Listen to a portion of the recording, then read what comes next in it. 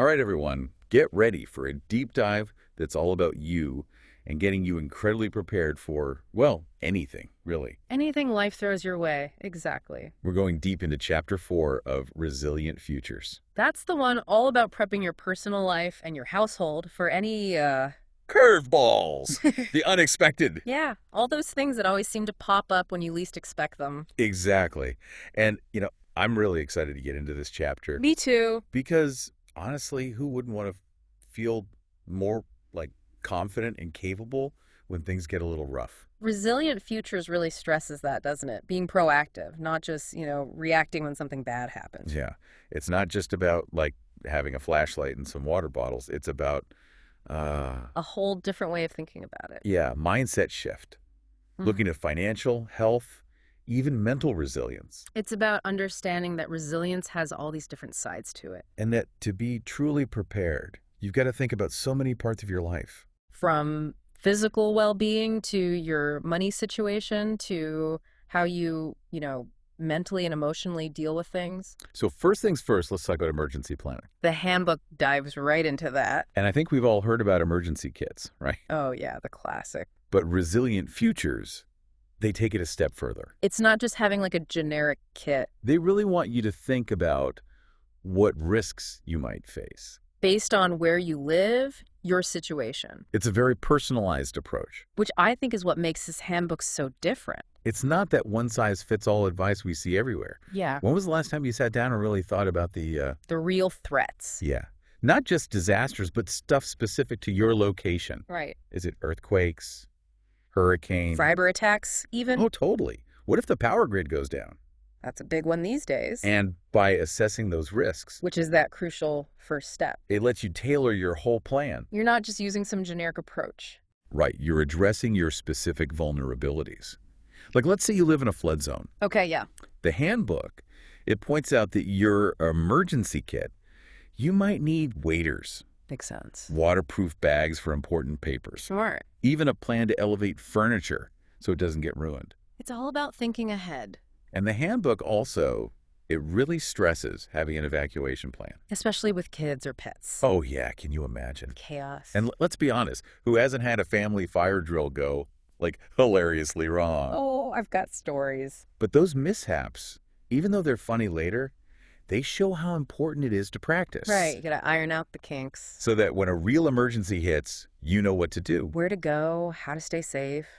It's not just about getting out either. Right. The handbook reminds us to set up those clear communication protocols. Like having an out-of-area contact. Yes. That one person everyone calls if they get separated. Or if local lines are down. It's such a simple thing, but People forget it. all the time. And don't forget, you have to keep up with that emergency plan. Oh, absolutely. It's not a set it and forget it kind of thing. Contact info changes, supplies expire, kids grow up, You gotta adapt. preparedness. It's a process. It's a journey. Now, let's talk about something that feels super relevant these days. Personal resilience. Great topic. Resilient futures. They break it down into 3 areas. Financial health and mental. And honestly, with everything going on in the world right now, Yeah. all 3 feel super crucial. The handbook really highlights how connected those 3 are. Right. Like how being good with money can actually make your physical and mental health better. There's a ripple effect. Let's start with financial resilience. Okay. It's more than just having some cash saved up. It's about the habits you build. Yeah, cultivating those healthy habits that just bring you peace of mind. It takes the anxiety down a notch. So, reducing debt, building an emergency fund, having a clear budget, These aren't just practical steps. they can help you feel more in control. Even when the world feels crazy. That's so true. The handbook mentions this statistic, and it's kind of shocking. What's that? A huge number of people, they don't even have a basic emergency fund. Wow. So, if you're one of the lucky ones who does have one, Pat yourself on the back. but if not, well, maybe this is your nudge to start one. Even if it's just a little bit each week. It all adds up. Yeah. And speaking of navigating challenges, Mm-hmm. let's talk health. Okay. The handbook, it's not just focused on getting hurt in some big disaster. Right. It's about being healthy enough to handle any stress life throws at you, Having the energy to cope. to think clearly when things are tough. Because your physical health, It impacts everything. your mental state, your emotional resilience, So exercise, good food, enough sleep. it all helps you handle stress better. And resilient futures. They don't shy away from the mental and emotional stuff either. It's a big part of it. They know we're all dealing with a lot these days, and they give some really good tips for Cultivating that resilient mindset. exactly. And I love how they make it clear it's not about becoming some like Zen master. No. It's about simple things you can actually do, Little practices you can fit into your routine finding what works for you. and making it a part of your life. So we've talked about emergency plans and being personally resilient. The foundation, kind of. Are you ready for the part that really sets this handbook apart? I think I know where you're going with this. This is where it gets really interesting. Home self-sufficiency. You got it. We're talking about energy, water, security, All the things that can make you less reliant on those, big systems. Yeah, the big systems that might not always be there when you need them. Exactly. And it's so empowering. Resilient futures, they give such good advice. Very practical, actionable stuff. Like when it comes to energy, they talk about solar panels. And they present it in a way that makes it feel like, Anyone can do it. not just like off-grid folks or super environmentalists. Solar is getting more and more affordable. And practical for everyday people. Have you heard about those tax incentives for solar installations? Oh yeah, some places are really pushing it. It's like they're paying you to be energy independent. It is interesting how government policies are changing to support renewable energy. It's not just about the environment anymore. It's about energy security for everyone. Plus, it's not just about making your own power. Right. They talk about energy efficient appliances too. Which can save you money right now. On your bills. It's a win-win. Totally. You're helping the environment, saving money, and being more self-sufficient. Sustainable practices aligning with your own well-being. And for those times when the power does go out. Because, let's be real, it happens. It does. The handbook mentions backup power, like generators, Yeah, the classic. but they also talk about those portable solar chargers. Oh, those are great. Perfect for keeping your phone and other devices going. Especially in an emergency. So important these days when we rely on tech for so much. Absolutely. It's good to have those smaller scale solutions, too. You never know when you might need to power a medical device or just... Stay in touch with people. Exactly. Especially during a long outage. All right, let's move on to water. Rainwater harvesting. Okay, yeah. The handbook makes it sound so easy. Like, picture this. I'm listening. You have a rain barrel outside. Okay. It's just collecting all that free water. For your garden. It's amazing how such a simple thing Like a rain barrel. can make you less reliant on city water. And you can use that water for other stuff, too. Oh, yeah. Washing your car, flushing toilets, all kinds of things. And speaking of water, the handbook goes into filtration, too. Right, which is... Kind of unsettling when you think about all the water quality issues in the news lately. It makes you think.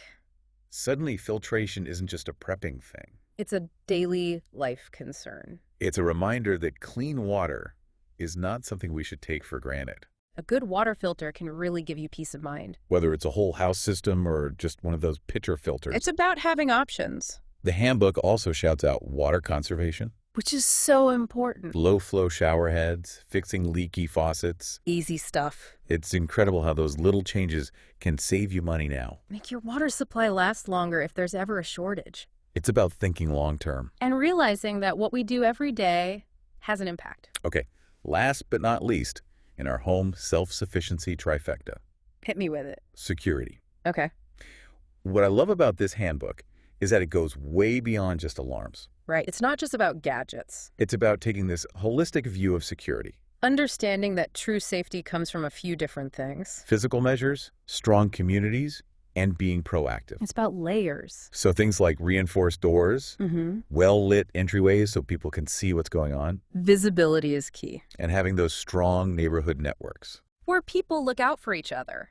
Have you ever thought about joining a neighborhood watch It's a great way to get to know your neighbors. and make your community safer? There's power in numbers. Okay, so we've talked about emergency plans, being personally resilient, and making our homes more self-sufficient. A lot of ground covered. Are you ready for my favorite part? The part where we actually learn how to do things. Yes, skills development. This is where it gets really empowering. It's not just about having stuff, it's about what you can do with it. Exactly.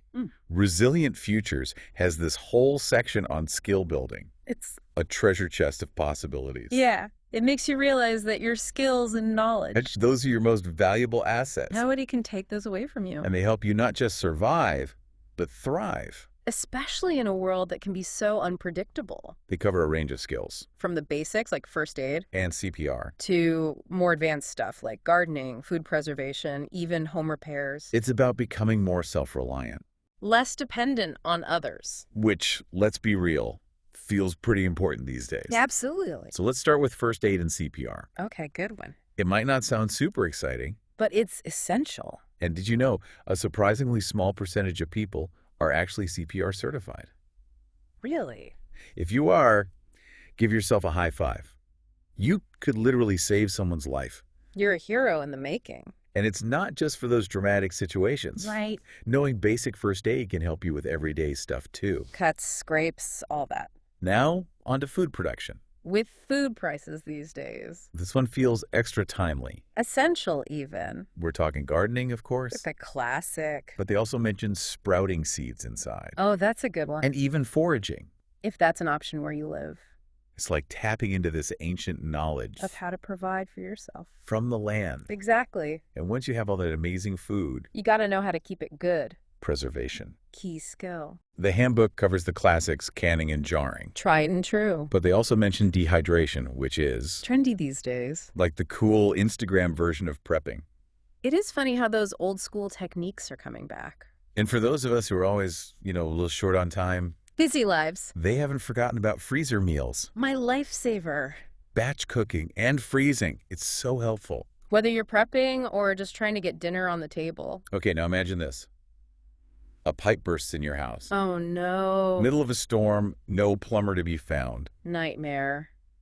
But you, armed with knowledge from Resilient Futures, Yes, you calmly assess the situation, grab your wrench, and fix it yourself. that's the dream. That is the power of home repair skills. It's about being able to fix things yourself. Not feeling helpless when something breaks. And you save so much money that way. Now, the handbook does touch on self-defense, Important topic. but they do it in a way that feels empowering. No. They focus on awareness, preventing bad situations, and how to de-escalate things. Smart.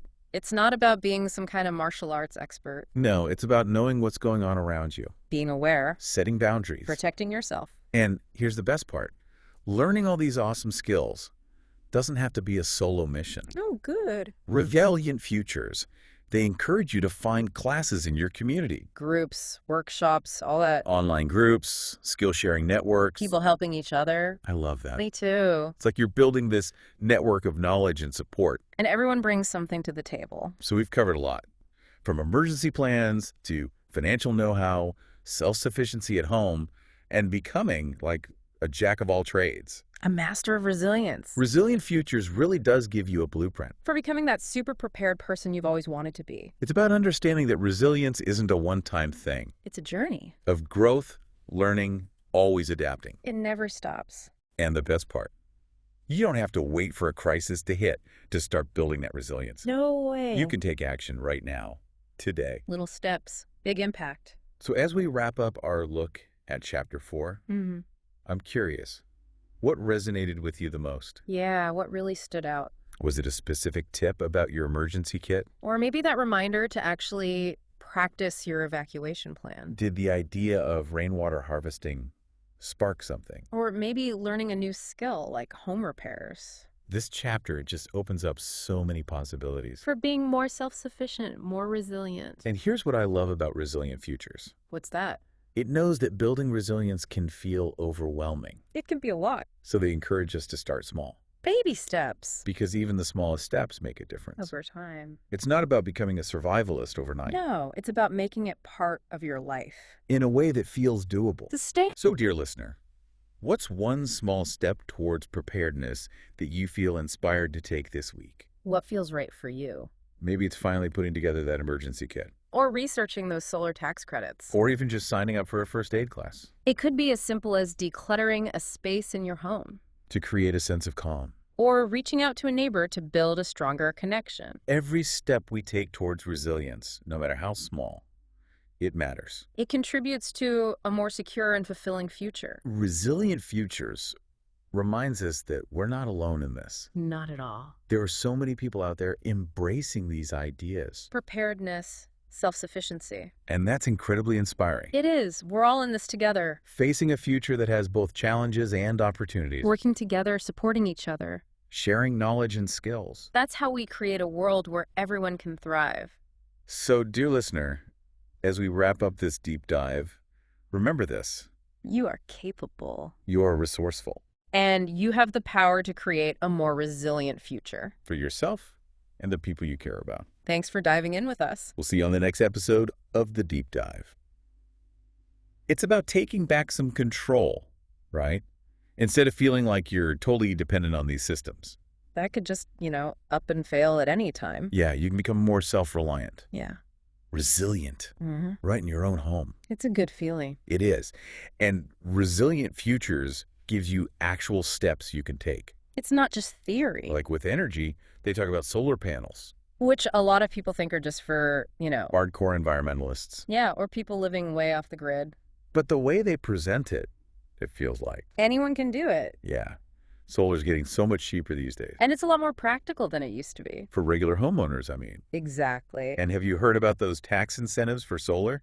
Oh, yeah. In some places, it's crazy. Almost like they're paying you to go solar. Which is fascinating how governments are starting to really get behind this. It's becoming about more than just being green. It's about making sure people have reliable energy. And it's not just about making your own power either. Right. They talk about energy-efficient appliances too. Which can save you money right now. On your electric bill, yeah. So it's a win-win. You're helping the planet, your wallet, and becoming more self-sufficient all at the same time. It's a great example of how sustainability can actually benefit you personally. And, for those times when the power does go out. Because it happens, let's be real. The handbook talks about generators, of course. The classic backup. But they also mention those portable solar chargers, Oh, those are handy. so you can keep your phone and stuff charged up. Lifesaver in an emergency. Especially these days when we're all so reliant on our devices. Absolutely. You never know when you're going to need to power a medical device or just... Yeah, stay connected with people. Exactly. Okay, let's move on to water. Rainwater harvesting. The Okay. handbook makes it sound so simple. Does it? Like imagine you have a rain barrel outside your house Okay, I'm picturing it. and it's just collecting all that free water That's pretty cool. and you can use it for your garden. It's amazing how something so simple, Can make such a big difference. you're not relying on the city water as much. And you can use that rainwater for other stuff too, right? Yeah, oh yeah, washing the car, things like that. And speaking of water, the handbook also goes into filtration. Which, with all the news about water quality these days, Makes you think, a right? little bit. Suddenly, filtration isn't just for preppers. It's a smart thing for anyone to consider. It's a good reminder that clean water, Hmm. we shouldn't take it for granted. Investing in a good water filter, it can really give you peace of mind. Whether it's for your whole house or just a pitcher filter. It's about having options, The handbook talks about water conservation too. which is huge. Low flow shower heads, fixing leaky faucets. Those little things add up. And it's amazing how they can save you money now. And make your water last longer if there's ever a shortage. It's about thinking ahead. And realizing that even in our everyday actions, we can make a difference. Okay, last but not least, in our home, self-sufficiency trifecta. What's the final piece? Security.